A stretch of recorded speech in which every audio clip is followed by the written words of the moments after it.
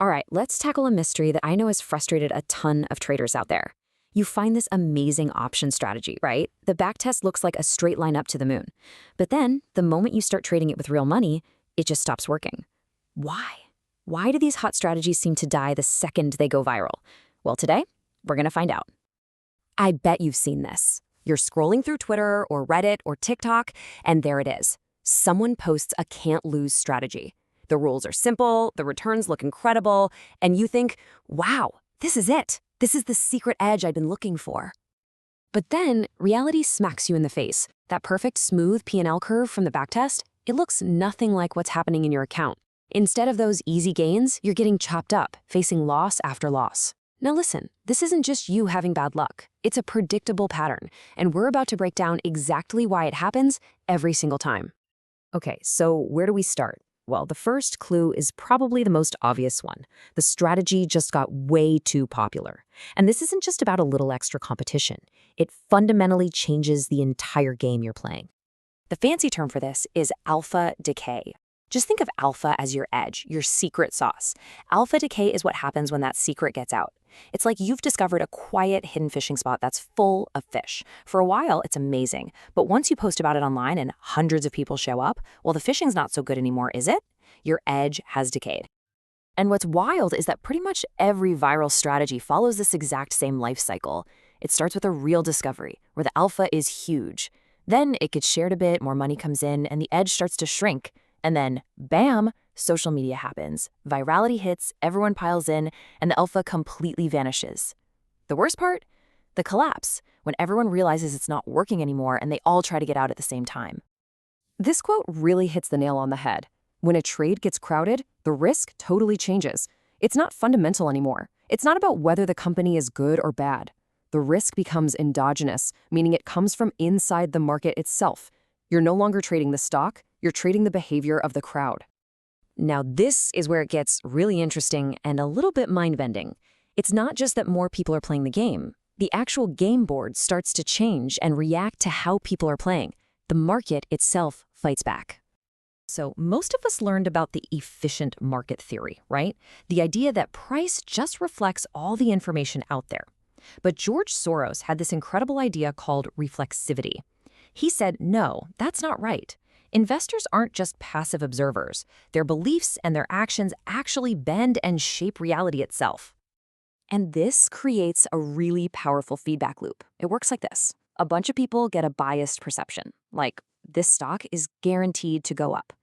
That leads to a market action. Everyone buys it.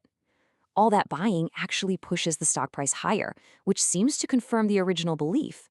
This reinforces the perception, and so even more people pile in. For a little while, the belief that it works actually makes it work. And if you want a perfect, absolutely brutal example of this, just look at Volmageddon back in 2018.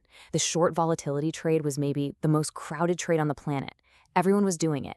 But when volatility ticked up just a little bit, the products designed for this trade were forced to buy volatility futures, which pushed volatility even higher, which forced them to buy even more. It was a death spiral. And poof. Over 90% of their value was gone. In a single day, the strategy literally self-destructed because of its own popularity. So we've got the crowd creating its own danger, but there's another major force you're up against, the professionals on the other side of your trade, the house. And you got to remember, the house always adjusts the odds in its favor. Seriously, think about this for a second. When a viral strategy tells tens of thousands of people to buy the exact same out-of-the-money call option, who is on the other side selling it to them? It's usually a market maker, and they are not dumb. When they see a massive, one-way flood of orders coming their way, they take steps to protect themselves. And this table shows you exactly how they do it. This is them adjusting the odds in real time. Look at the implied volatility, which is basically the price of the option. For the far out-of-the-money strikes that retail traders love, the price doesn't just go up a little. It skyrockets from 48% to 80%. They are literally making you pay way, way more for the exact same lottery ticket because they know everyone wants to buy it. So let's connect the dots. The very act of the strategy going viral makes the entry price for that strategy systematically worse for every new person who joins. The market makers see this tidal wave of one-sided bets coming, and they jack up the prices on those specific options. The edge you thought you had is literally being priced out of existence before you can even click buy. But let's say, even if you could account for all of that, the crowds, the feedback loops, the market makers, there is one last, final barrier, an invisible wall that separates retail traders from a real, sustainable edge. You see, in today's markets, the lifespan of a profitable signal has just completely collapsed. The difference between making money and losing money isn't measured in days or hours or even seconds anymore. It's measured in microseconds. That's millionths of a second. Let that sink in. Some professional firms have an infrastructure advantage that lets them see a trade happen up to 11 microseconds before it's reported to the public. In the world of high-frequency trading, that's not a head start, that's an eternity. The race is over before you even know it started. And this slide just lays out the brutal reality of it. The pros have servers physically located inside the stock exchange, hooked up with fiber optics and specialized hardware. They get the information first.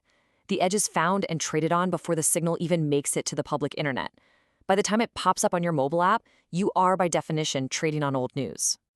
Okay, so we've talked about the crowds, the market bending back on itself, the market makers, the super fast machines. It might sound a little discouraging, but what's the actual lesson here? What's the takeaway? It really boils down to this single, crucial shift in mindset. Once a strategy becomes popular, you have to realize that you're not playing a game about company fundamentals anymore. You're playing a game about crowd psychology.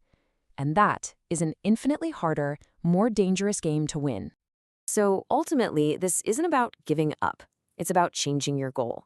Instead of constantly hunting for the next magic signal that's just destined to fail, the real, lasting edge comes from understanding the game board itself, learning why crowds behave the way they do, how market makers react, and recognizing the signs of a dangerously overcrowded trade. That kind of understanding, well, that's an edge that never decays.